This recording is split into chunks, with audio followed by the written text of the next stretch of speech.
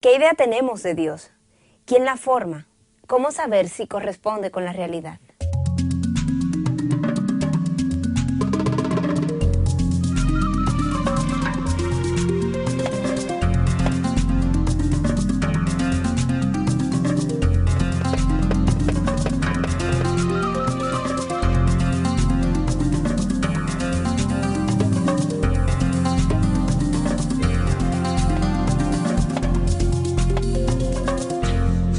Así damos inicio a este nuestro nuevo programa, un programa que tratará hoy sobre teología junto al doctor Miguel Núñez. Miguel, ¿cómo estás? Muy bien, Patricia, aquí contento de poder hacer un programa acerca de lo que es la persona de Dios y cómo la gente concibe hacia Dios. Así es, vamos a hablar de la religión, que es el concepto, la respuesta que el hombre da al concepto de Dios. Así se define lo que es religión y en ese sentido el péndulo va desde las religiones ateas que niegan la existencia de Dios hasta religiones politeístas que afirman que hay múltiples dioses, no solamente una deidad. Bueno, y en algún punto entre esos dos extremos tú te encuentras con los agnósticos. La palabra gnosis significa conocimiento, sin, de manera que el agnóstico es aquella persona que dice que no tiene suficiente conocimiento o evidencia para afirmar que existe un Dios, aunque quizás no lo niegue tampoco. Pero antes de esta ignorancia reconocida del agnóstico, me pregunto, ¿qué es más riesgoso?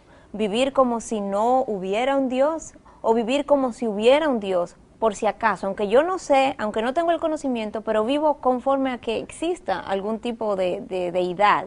Y en ese sentido, Immanuel Kant llegó a decir que deberíamos vivir como si hubiera un Dios, aunque no lo hubiera. Muy interesante el pensamiento de este filósofo. Sí, así es, Patricia. Esa es cuando la lógica te indica precisamente eso que tú acabas de decir. El ser agnóstico aparenta estar de moda hoy en día, es más aceptable, tiene un aire de intelectualidad y académicamente es más aceptado también, porque tú no puedes honestamente decir que eres ateo. Cuando dice que eres ateo, está afirmando que tú sabes que en ningún lugar del universo entero existe un Dios y para eso tú necesitarías conocimiento absoluto que solamente Dios puede tener. Entonces, por eso el agnosticismo ha pasado a ser más aceptado. No pasa el argumento lógico, digamos, de discusión, pero quizás, Miguel, no hay tantos ateos profesos que dicen yo soy ateo, pero sí hay muchos que viven su día a día, que toman sus decisiones como si no hubiera un Dios al cual rendirle cuentas. Claro, yo creo que esa es la mayoría de la sociedad, Patricia. No miden sus vidas como si existiera un Dios, ni toman a Dios en cuenta, ignorando lo que Dios ha dicho, de que cada uno de nosotros ha de comparecer ante el tribunal de Cristo. Escucha lo que dice 2 Corintios 5:10, que es una cita que hemos usado en otras ocasiones, porque todos nosotros debemos comparecer ante el tribunal de Cristo, para que cada uno sea recompensado por sus hechos, estando en el cuerpo, de acuerdo con lo que hizo, sea bueno o sea malo. Hay un juicio final donde Dios va a evaluar a cada uno de nosotros. Y el que vive ignorando este tipo de enseñanza, el que vive ignorando este tipo de revelación, entonces se convierte en que un ateo práctico, digamos, que vive como si no hubiera un Dios. Sí, claro, ese individuo que es un ateo práctico, es un individuo que es pasivo en cuanto a lo que es la existencia de Dios. Él convive pasivamente con otras personas que creen en Dios. Para diferenciarlos, que es bueno hacer esto, Patricia, de otros que se llaman ateos y que han tenido o tienen una actitud realmente no tolerante hacia la idea de Dios y que odian la idea de que pueda existir un Dios. Y tú tienes el testimonio de Svetlana, la hija de Stalin, que estuvo con él hasta su último momento de muerte, como ella relata que antes de morir Stalin se para en la cama o se sienta en la cama y mira hacia arriba y hace este gesto como de odio hacia ese Dios. Si tiene a un Karl Marx, si tiene a un Nietzsche, hombres que llegaron a considerar la religión como el opio de los pueblos, y te das cuenta que ese es diferente de la persona pasiva, atea práctica, que no vive su vida conforme a su propio criterio. Entonces hablamos del ateísmo, hablamos del agnosticismo, del ateo práctico aún. Son posiciones bien comunes en Occidente, pero en Oriente hay otras posiciones que están influenciándonos hoy en día en todos los niveles. Está el panteísmo. El panteísmo es el concepto de que todo es Dios. Ese panteísmo no solamente está en Oriente, sino que, como decíamos, nos ha influenciado y ha encontrado su lugar dentro del movimiento de la nueva era en Occidente. Un movimiento que nos habla entonces en una versión nueva de que Dios debe verse como el Dios madre, la madre naturaleza, se les rinde culto a la misma, y este tipo de corrientes que podríamos pensar ajeno a nosotros ha llegado a infiltrar incluso los centros académicos reconocidos de Harvard, de UPenn, donde se han hecho celebraciones, convenciones para esto mismo, algo que nos choca, pero aprovechemos el momento para ir a nuestro segmento de Así Dicen, donde tuvimos la oportunidad de entrevistar al profesor del Master Seminary y también autor de múltiples libros sobre la Biblia, sobre teología, el señor Jim George, a quien le preguntamos, ¿qué idea tiene el hombre de hoy de Dios? ¿Quién la ha formado? ¿Acaso se corresponde con la realidad o no? ¿Y qué puede hacer ese hombre para enfocarse en el Dios verdadero?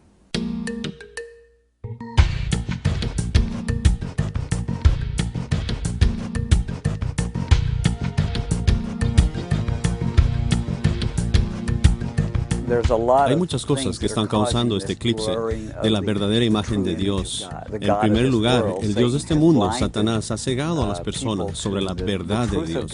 En segundo lugar, creo que hay un eclipse porque ha habido una mala representación de Dios, porque según ven a los cristianos, entre comillas, ellos ven una conducta contraria a lo que ellos entienden que una conducta cristiana debe ser. Creo que el mundo cree que los cristianos deben ser mejores de los que son, y creo que como cristianos hemos diluido nuestro pensamiento y nuestros estilos de vida se han conformado tanto con los del mundo que muchos hoy no pueden distinguir a un cristiano de un no cristiano por la forma en que actúan.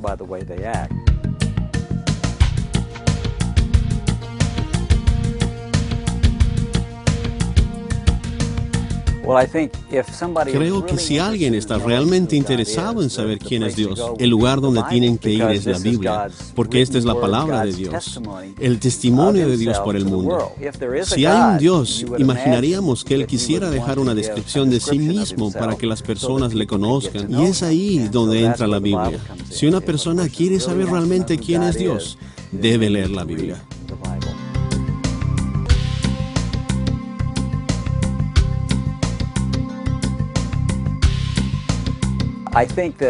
Creo que una de las cosas que podemos hacer si tenemos preguntas acerca de qué tan bíblico es lo que nos están enseñando, si nuestros maestros están diciendo una cosa y estamos leyendo algo diferente en la Biblia, entonces obviamente la Biblia es la autoridad final. Es por esto que nosotros los cristianos debemos procurar enseñar fielmente la Biblia. Y si alguien está interesado en conocer quién es Dios, debe leer la Biblia por sí mismo, porque es entendible si le piden a Dios que le ayuden a entenderlo. A fin de cuentas, la Biblia es la verdadera e inerrante palabra de Dios.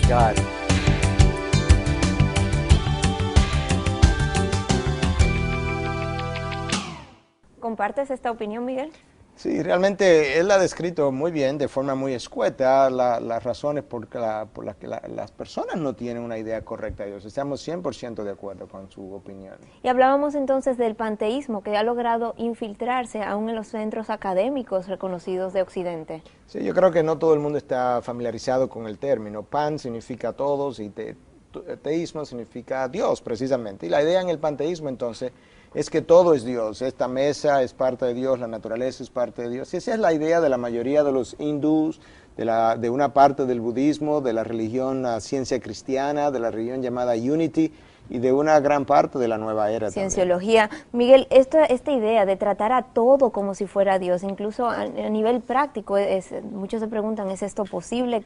¿A qué llegamos cuando estamos adorando como a Dios, como algo sagrado, aún árboles o objetos, materiales, etcétera? Bueno, realmente comenzamos a entrar en el campo de la idolatría. Cuando tú piensas en lo que es la palabra idolatría, es una palabra compuesta. Latria es adorar, reverenciar. Ido es ídolo, en su sentido más estricto sería la adoración de un ídolo, pero en su sentido más amplio, idolatría es cualquier cosa que desplace a Dios de su lugar, y cuando tú comienzas a perseguir esas cosas, a seguir a esos maestros que niegan la existencia del Dios creador, el Dios revelado en la Biblia está entrando en el ámbito de la idolatría. Dentro del péndulo de las diversas religiones, Miguel, llegamos al punto ya de definir lo que sería el monoteísmo, aquella definición que nos habla del concepto de un solo Dios. Sí, básicamente hay tres religiones monoteístas. Tú tienes el judaísmo, basado en el Antiguo Testamento, tienes el Islam, basado en el Corán, y tú tienes entonces el cristianismo. El cristianismo y el Islam son antagónicos, no son concordantes el uno con el otro. A diferencia con el judaísmo es una revelación incompleta de Dios, y el cristianismo es lo que viene a completar esa revelación a través de la persona de Jesús. Y yo creo que hay un reto entonces entre aquellos que leen su libro sagrado y la forma como viven entonces conforme a esas enseñanzas de su libro sagrado. Y esa incongruencia a veces ha causado muchos problemas. Recordamos que en programas anteriores hicimos estudios incluso de los libros, de los textos sagrados de esas religiones, y fue muy profundo en ese entonces su estudio. Por razones de tiempo, en el día de hoy no podemos irnos hasta allá, pero recomendamos a nuestra audiencia que quieran revisar lo que es eso en nuestra página de internet también. Miguel, en otras ocasiones hemos revisado de esas incongruencias que estás comentando que hay entre la vida de aquellos que profesan una cosa y que luego cuando compara su vivencia con las enseñanzas de sus textos sagrados. Y me quiero referir en esta ocasión al cristianismo. Cuando revisas la vida de muchos llamados cristianos, encuentras esas mismas incongruencias que le criticamos, digamos, a otros sistemas religiosos fuera del cristianismo. Claro, pero aquí la diferencia está, Patricia, en que cuando estuvimos analizando los sistemas religiosos, vimos las incongruencias que tenían dentro del sistema, dentro de las enseñanzas mismas.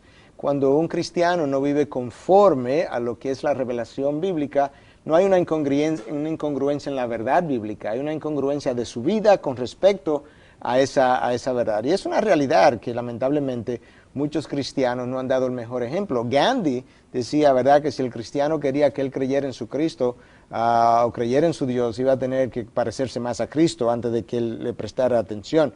Y lamentablemente muchos cristianos no viven bajo la luz de la revelación de Dios, viven una especie de penumbra o una especie de eclipse de Dios, como ha sido denominado hoy en día. Eclipse de Dios, penumbras de Dios, yo creo que son muy buenos términos para irnos ahora a las calles, a donde le preguntamos en nuestro segmento de opiniones a las personas, ¿cree usted que el hombre se ha alejado de Dios? ¿Cree usted que Dios se ha alejado del hombre? ¿Es acaso esto lo que causa esta penumbra, este eclipse de Dios en nuestra sociedad?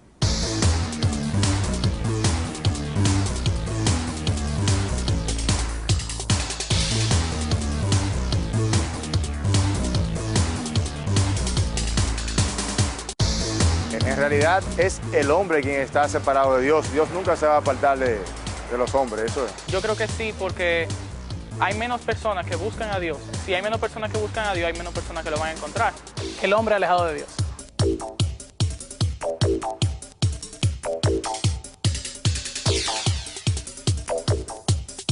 Aunque se ven manifestaciones muy grandes de personas que buscan a Dios, se podría decir que sí, definitivamente. El hombre en realidad le ha dado espalda a Dios.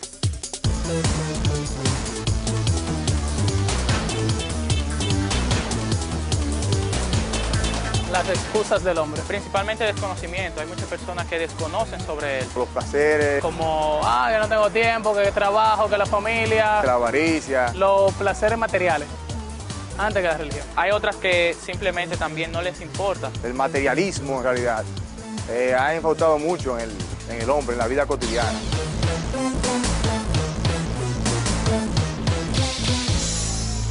¿Qué te parece, Miguel, estas opiniones? Bueno, es interesante, Patricia, que cada uno de esos jóvenes entendía que hay un alejamiento del hombre de Dios o de Dios del hombre. Y te das cuenta que aún aquellos que quizás no conocen la Biblia en detalle, perciben ese eclipse de Dios del que te estoy hablando. Vamos a definir más lo que es este eclipse de Dios. Como decías que ha sido ya ampliamente aceptado como tal el término, se ha usado en ocasiones en libros y para definir nuestros tiempos. Sí, yo creo que piensa en un eclipse. Cuando tú tienes un eclipse de sol, ¿qué es lo que ha ocurrido? Es que tú tienes a la luna que se ha interpuesto entre el sol y la tierra y por tanto parte de la luz del sol no llega hasta nosotros. Cuando hablamos de un eclipse de Dios, estamos hablando de que algo se ha interpuesto entre Dios y el hombre. Y eso impide que gran parte de la revelación de Dios no llegue a la mente del hombre. La pregunta es qué es lo que se ha interpuesto entre Dios y el hombre. Y en gran manera es su ego acrecentado, es su conocimiento, es su estilo de vida. Todo eso causa una obstrucción de su revelación y por tanto tenemos hoy una penumbra o eclipse de Dios. Y veo en este sentido, Miguel, que me gustaría que profundizáramos un poco. El cristiano que está viviendo bajo esta penumbra, digamos, sufrirá consecuencias distintas a la que sufrirá aquel que no es cristiano, que no conoce la revelación de Dios. ¿En qué sentido él también vive ese eclipse de Dios? Bueno, yo creo que las consecuencias pueden ser diferentes y pudieran ser hasta más severas para el cristiano que conoce, porque él no peca en ignorancia. Y la Biblia habla de la diferencia entre el que peca en ignorancia versus el que peca con conocimiento de causa. Pero lo que sí me preocupa, Patricia, es que hay un efecto que existe sobre el inconverso cuando el cristiano no vive la revelación de Dios. Y es que él juzga la fe cristiana y juzga a Dios, al Dios de la Biblia, por la forma en que ese cristiano vive. Y eso entonces causa una distorsión en la mente del incrédulo de la imagen de Dios revelada en su palabra. Y eso es grave para Dios. Y planteas, Miguel, que algo que se interpone entre Dios y el hombre, algo que lo mantiene, digamos, en penumbra, sin llegar a conocerlo del todo, que existe ese algo que puede ser el ego y otros factores, como bien mencionabas anteriormente. Pero mi pregunta es, ¿acaso se puede conocer a Dios del todo? ¿No es un esfuerzo impensable, imposible de entrada? Bueno, conocerlo completamente es una imposibilidad porque Dios es infinito y nosotros somos finitos. Sin embargo, Dios dice en su palabra que nuestra prioridad debe ser su conocimiento. Mira lo que dice Jeremías en el capítulo 9, te voy a leer una cita que hemos querido traer. Dice, así dice el Señor, no se gloríe el sabio de su sabiduría, ni se gloríe el poderoso de su poder, ni el rico se gloríe de su riqueza. Mas el que se gloríe, gloríese de esto, de que me entiende y me conoce. Dios ha revelado. ¿Y podemos entender y conocer a Dios? Bueno, hasta donde Él nos permite entender y verlo, claro que podemos. Y Dios sabe nuestras limitaciones. Y con esas limitaciones Él entiende que el hombre no ha hecho el esfuerzo suficiente para conocerlo, para entenderlo. Y eso es uno de las acusaciones de Dios contra el hombre. Él te da permiso para que te gloríe en una sola cosa, su conocimiento. Miguel, hablas de que como consecuencia de estar viviendo un eclipse de Dios, bueno, que como causa de este eclipse de Dios, quizá podemos mencionar esa falta de conocimiento que el hombre tiene de lo que Dios ha revelado y que el Dios quiere que el hombre entienda y le conozca. Pregunto entonces, ese hombre, ese cristiano que está viviendo en esa penumbra, ¿no confundirá acaso sus causas, sus propósitos, su voluntad con lo que Dios quiere para ellos, como su voluntad, como su causa, como sus propósitos? Y puedo imaginar incluso hasta misioneros o personas que están en el campo ministrando totalmente confundidos porque precisamente no han visto realmente cuál es la voluntad de Dios, no conocen a ese Dios. Bueno, frecuentemente ese es el caso, Patricia. Mucha gente piensa lo que quiere hacer, comienza a hacerlo, le pide a Dios, ¿verdad?, que bendiga lo que él comenzó a hacerlo, sin nunca haber consultado con Dios en términos si realmente Dios lo hubiese querido que él elija esa dirección en la que comienza a proyectar su vida. Y mucha gente asume que Dios le va a bendecir simplemente porque ellos han decidido tomar este camino. Un camino que es quizás en un ministerio cristiano, que es haciendo una obra, como quien dice, bajo la sombrilla del cristianismo. Sí, aún así, muchos son los que han confundido realmente el llamado de Dios con su propio llamado. Hay muchas motivaciones, incluso algunas erróneas, para estar haciendo ministerio. Y eso no es nuevo. El apóstol Pablo le escribe a los Filipenses en el capítulo 1, y es una cita que hemos querido traer también para leerla, porque es interesante lo que Pablo dice. Algunos, a la verdad, predican a Cristo, en otras palabras, son predicadores, aún por envidia y rivalidad, pero también otros lo hacen de buena voluntad. Estos lo hacen por amor, sabiendo que he sido designado para la defensa del Evangelio. Aquellos proclaman a Cristo por ambición personal, no con sinceridad, pensando causarme angustia en mis prisiones. Aquí hay un grupo que está predicando el Evangelio básicamente por ambición, por deseo de dinero, muy típico de hoy en día, ¿verdad?, en lo que es el Evangelio de la prosperidad. Y Pablo dice, oye, hay tantas motivaciones erróneas para predicar el Evangelio, pero él va a predicar a Cristo. Estas motivaciones erróneas me hacen pensar, ¿es acaso el pecado, el origen de ese eclipse al que haces mención que estamos viviendo como sociedad, aún dentro del grupo llamado cristiano? ¿Es ese pecado en el corazón de esos predicadores aún lo que le lleva a no poder ver realmente a Dios por lo que Dios se ha revelado. Bueno, la raíz del problema es ese, pero cuando lo ves en términos prácticos, entonces tú tienes dos o tres causas diferentes. Por un lado, el hombre se ha alejado de Dios.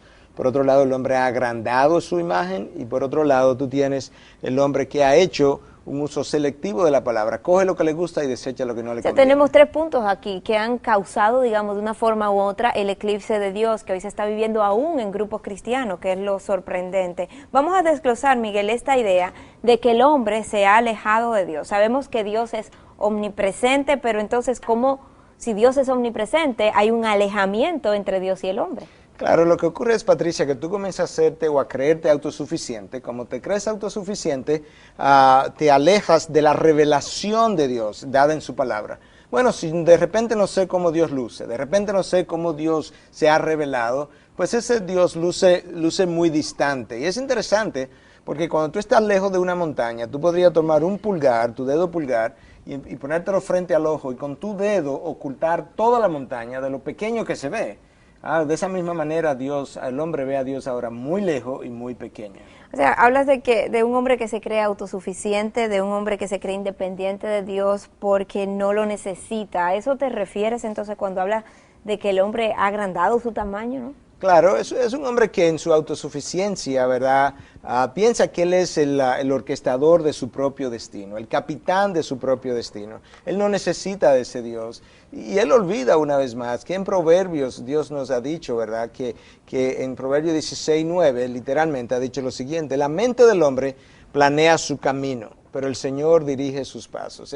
Ese hombre no entiende que el orquestador de nuestras vidas es Dios. Dios hace la historia del hombre y entonces al no reconocer eso, su ego se agranda y ahora de repente tienes un Dios pequeño y un ego o un hombre muy grande. Que quiere vivir a su manera. Así y nos es. Preguntamos entonces, que es bueno el momento para irnos así a nuestro segmento de En Paralelo, ¿cómo el hombre ha concebido a Dios?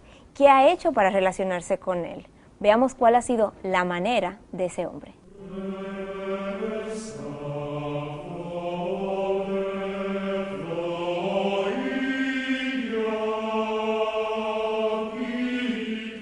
Desde su origen, el hombre ha sentido la necesidad imperativa de relacionarse con un ser supremo.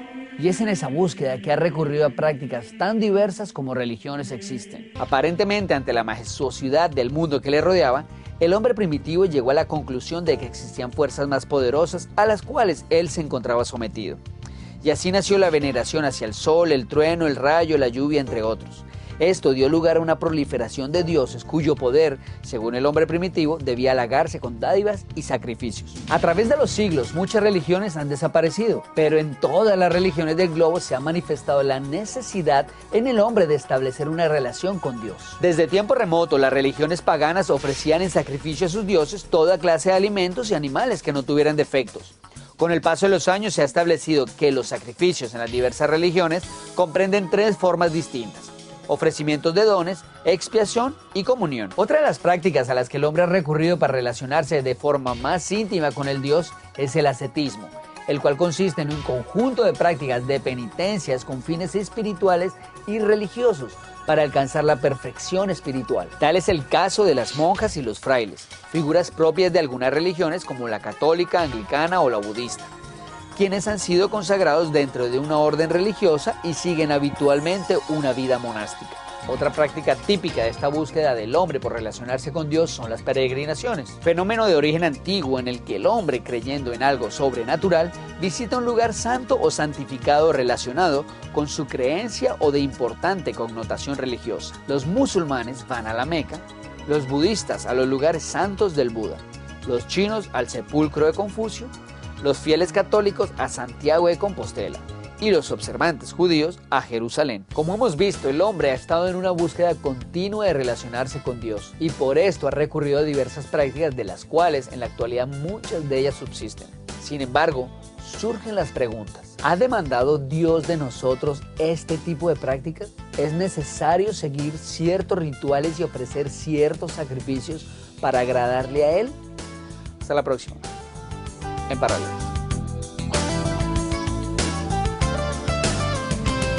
causas de este eclipse de Dios que estamos viviendo, aún el cristiano. Estaban aquí señaladas, decíamos que el hombre se ha alejado de Dios, que el hombre ha agrandado su propia imagen. Y me parece muy acertado traer ahora aquí una cita de uno de los historiadores, Joseph Harutian. Dice, antes la religión estaba centrada en Dios. Antes lo que no conducía a la gloria de Dios era infinitamente pecaminoso.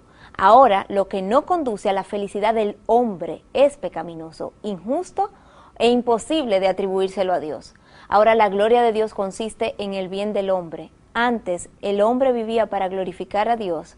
Hoy, Dios vive para glorificar al hombre. Muy acertada, digamos, esta descripción de nuestros tiempos. Claro, lo que este historiador nos está diciendo es estableciendo la diferencia entre la forma como el hombre, el creyente del pasado, concebía la vida versus la forma como el hombre de hoy concibe la vida. El hombre en el pasado entendía que Dios, creador, supremo, soberano, creó al hombre a su imagen, a su semejanza para que se relacionara con él. El hombre ahora le ha dado vuelta a ese concepto y él ha reducido a Dios y él ha creado su propio Dios a su imagen, a imagen del hombre. Y eso es lo que él está diciendo, que el hombre ahora no vive para la gloria de Dios, el creyente, sino para su propia gloria y beneficio. Y el hombre de hoy, el hombre posmodernista, aún el cristiano dentro de la sociedad de hoy, tiene problema con algo, y es cuando Dios juzga acciones que él entiende en su propio modo de pensar, que son acciones que no le traen ningún problema a nadie, que no tienen ninguna implicación, que no son, que él entiende que no son malas. ¿Por qué Dios me tiene que juzgar si yo lo que estoy haciendo es disfrutando o haciendo esto o aquello y no es algo que yo considero pecaminoso? Bueno, la razón de esa idea es precisamente porque él vive ese eclipse de Dios. Él no tiene ninguna idea de lo absoluto que es Dios en su santidad. Dios, mira esta ilustración, Dios crucifica a su Hijo en una cruz, según nos refiere Romanos 3, 25 y 26, precisamente porque no podía pasarle por alto el pecado del hombre, y en esa cruz lo crucifica precisamente para pagar esa deuda que el hombre tenía contra la ley de Dios, la santidad de Dios. Y el hombre, cristiano sobre todo, él acepta ese sacrificio. Si Dios Padre quiere hacerle eso a su Hijo, está bien. Pero cuando ese Dios decide juzgar al resto de los hombres de una forma similar como Él juzgó a su propio Hijo, entonces todo el mundo pega el grito al cielo, todo el mundo entiende que Dios es injusto. Claro, porque como decía este historiador que leías, el hombre vive para la felicidad del hombre ahora y no para la gloria de Dios. Ahí es donde está el problema. Entonces vamos a revisar una vez más las razones detrás de este eclipse de Dios que estamos viviendo como sociedad. Por un lado teníamos que el hombre se ha alejado de Dios, que el hombre ha agrandado su propia imagen, y un tercer punto es que el hombre ha hecho un uso selectivo de la Biblia. Va muy de la mano con lo que estamos hablando. Estamos hablando de que el hombre ha elegido qué pasajes tomar y qué pasajes dejar. Está haciendo un uso selectivo, como bien dice esta enumeración.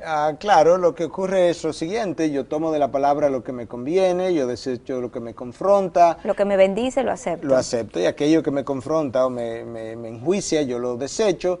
Lo considero muy extremo, muy radical, que no se aplica a nuestros tiempos, claro, quizás. Exactamente. Entonces tú tienes una especie de buffet, tú lees la palabra manera de buffet, tú coges aquí, tú dejas allí, habla del Dios del Antiguo Testamento, el Dios de la ley, habla del Dios del Nuevo Testamento, el Dios de la gracia, como si eso fueran dos dioses diferentes, y se nos olvida que el mismo Dios del Nuevo es el Dios del Viejo o Antiguo Testamento. Como bien decía Michael Horton en uno de sus artículos publicado en un libro conocido como The Coming Evangelical Crisis, o la crisis evangélica que se nos avecina, él decía en ese capítulo que él escribió para ese libro, dice lo siguiente: cualquier cosa que Dios prohíbe, ordena o exhorta, o cuando amonesta, no importa si está en el Antiguo o en el Nuevo Testamento, eso es ley. Y cuando Dios invita, perdona, asegura, bendice, no importa si está en un testamento o en el otro, eso es gracia. Es el mismo Dios, su carácter no cambia en ningún momento de la historia del hombre. Y podemos conocerlo y podemos profundizar nuestro conocimiento sobre él. Qué bueno que tenemos hoy día tantos libros de referencia, tantos recursos a la mano. Qué bueno el momento entonces para irnos así a nuestro segmento de respuestas literarias.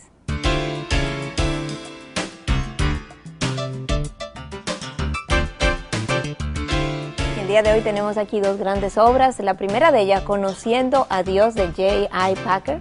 Esa es una de las obras clásicas, Patricia, que se han escrito acerca del carácter de Dios y cómo luce el pueblo que conoce a Dios. Packer es un hombre que Dios ha usado mucho en lo que es el pensamiento teológico, y él entra en este libro a describir varias de los atributos de Dios, y este es un libro que ha sido publicado múltiples veces, está traducido al español del inglés, y es un libro un poco pesado de leer porque es una teología un poco profunda, pero yo creo que si usted se toma el tiempo de leerlo va a disfrutar el contenido.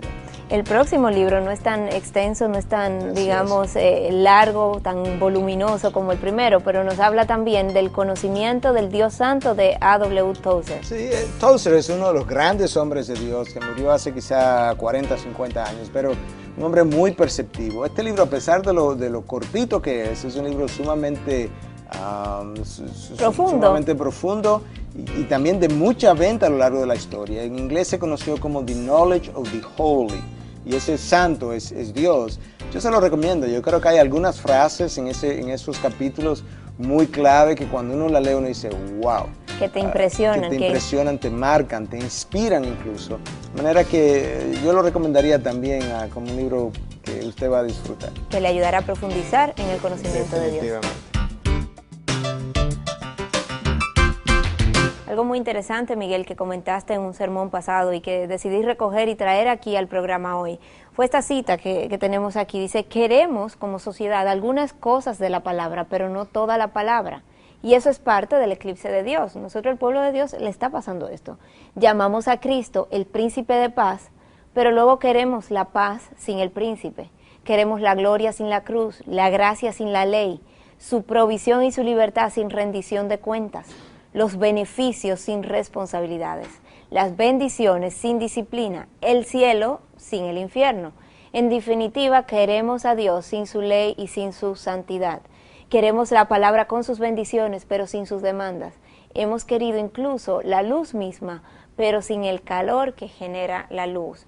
¿Van de la mano y no podemos separarla, acaso? No, imposible. Mira qué es lo que ocurre, una buena ilustración. Somos como la mariposa de la noche, lo que en inglés llaman el moth, que se acerca a la lámpara de querosene, pero cuando se acerca y se pega al tubo y se da cuenta lo caliente que está el tubo, ella se aleja, le atrae su luz, le aleja el calor. Eso le pasa al creyente y a veces al incrédulo, que él le encantan las bendiciones de la palabra, esa es la luz, él comienza a acercarse, lo que él no quiere son las demandas, y las demandas le suena a calor, y el calor de las demandas hace que él se retire entonces y lo vea de lejos. Las consecuencias de vivir bajo el eclipse, las penumbras de Dios y no conociéndole en todo lo que Él ha revelado que es, no conociendo al Dios verdadero. Salíamos con esto de nuestro bloque anterior, Miguel. ¿Qué consecuencias ves que está pagando el hombre, que está viviendo el hombre, fruto de este vivir?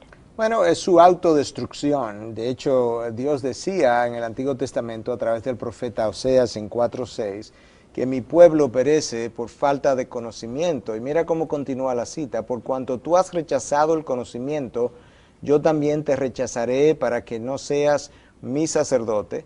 Como has olvidado la ley de tu Dios, yo también me olvidaré de tus hijos. Aquí hay consecuencias graves.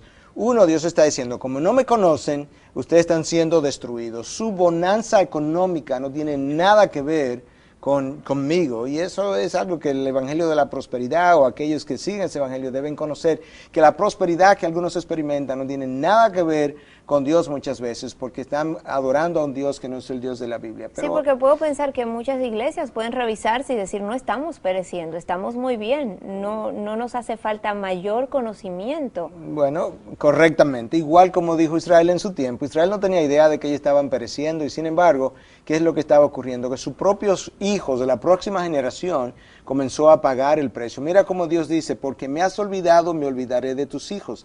Eso debe ser, y se lo recuerdo siempre a los padres de nuestra iglesia, eso debe ser una indicación de que algo anda mal en la generación anterior, porque cuando Dios dice me olvidaré de tus hijos, es porque algo ha ocurrido en esa generación que no ha complacido a Dios, y esa falta de conocimiento, ese orgullo en nosotros, nuestra autosuficiencia, es lo que muchas veces luego es visitado en nuestros hijos posteriormente, y tú te das cuenta entonces que esta falta de conocimiento de Dios tiene consecuencias graves sobre el individuo. Este versículo, Miguel, me trae a la mente muchas preguntas, igual que a usted, televidente, le ha podido traer a la mente muchas inquietudes que vamos a traer aquí en nuestro segmento de preguntas.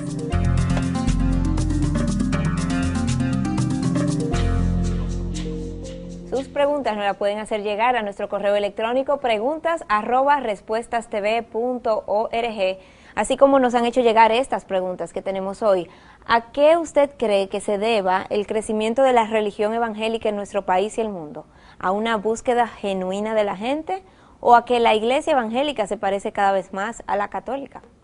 Mira, Patricia, yo creo que dar una respuesta sintetizada sería un poco simplista, pero no tenemos todo el tiempo. Yo creo que hay una combinación de factores.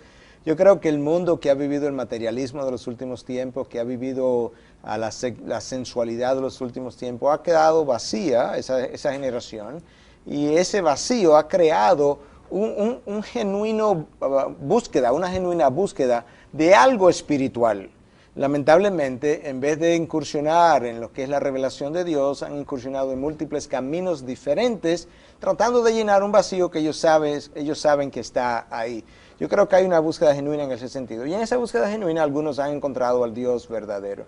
Pero no hay duda que hay otro factor significativo, y es que la iglesia evangélica, la iglesia protestante, ha rebajado su estándar con relación a la iglesia primitiva, y al rebajar su estándar, pues parece más apetecible a mucha gente que se dice ser evangélico y que en realidad pudieran denominarse evangélicos, pero no son creyentes verdaderos, no han nacido de nuevo y tampoco guardan relación con el creyente de la iglesia primitiva por la forma ligera en que viven su cristianismo. La próxima pregunta dice, ¿está mal si siendo yo cristiana practico yoga, aunque solo como ejercicio? Esta es una práctica muy antigua y se dice que todos los ejercicios de hoy han sido influenciados por la misma. Yo creo que en esta pregunta, igual que en muchos otros asuntos, el problema está o el peligro está en irnos a los extremos. Si usted practica yoga como ejercicio y esa es su única práctica, pues el ejercicio, llámese yoga o llámese otro tipo, es puro ejercicio. Ahora, cuando yo comienzo a entrar en lo que es meditación y comienzo a entrar en otras prácticas filosóficas contrarias a la fe cristiana, obviamente el problema está en eso. Pero el ejercicio por ejercicio le puedo quitar el nombre y simplemente practico ciertos ejercicios. De estiramiento, básicamente. Exactamente, y eso no tiene nada de malo. Entonces tenemos que evitar los extremos. Recuerden, amigos, que no solamente nuestro correo electrónico, sino que dirigiéndose a la página de internet www.respuestastv.org, allí se dirigen a la sección de preguntas y nos pueden hacer llegar sus inquietudes.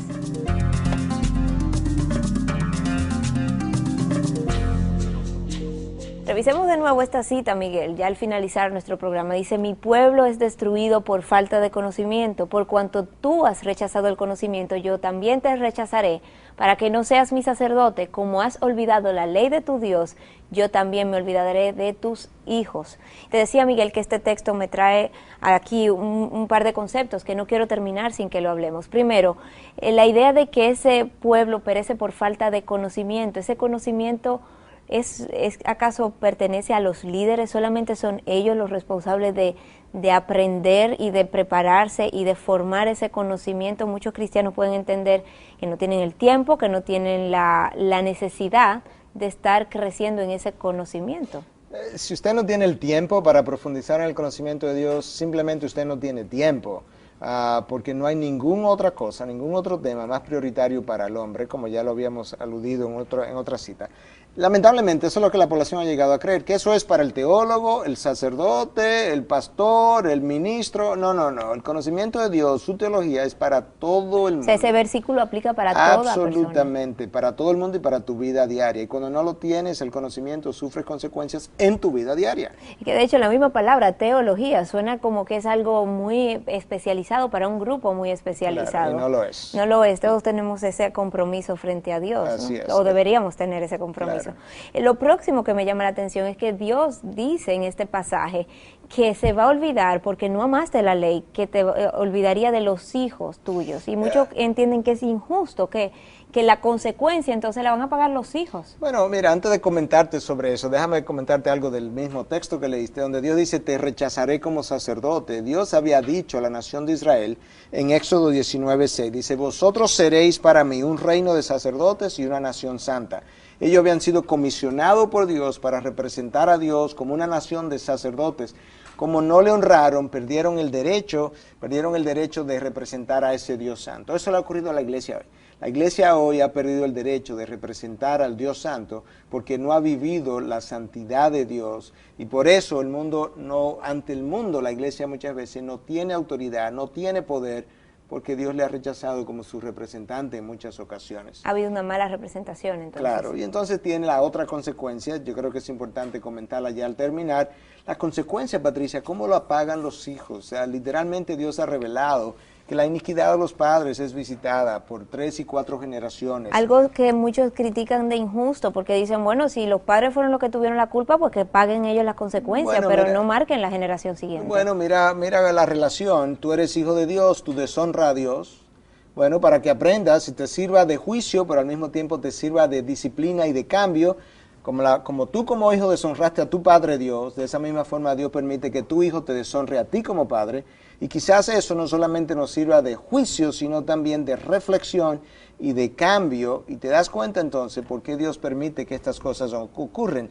Y nosotros podemos desviarnos, alejarnos de Dios de múltiples maneras. A veces el orgullo en nosotros, a veces son actitudes de prejuicio, actitudes de juicio contra los demás, a veces es falta de conocimiento de su palabra, a veces lo ofendemos de palabra, de acción, de pensamiento, de todas esas cosas traen entonces consecuencia sobre nosotros los padres y luego entonces sobre los hijos de la próxima o los hijos de la próxima generación, porque obviamente la sombra bajo la cual se van a cobijar estos hijos va a depender del árbol plantado en la primera generación.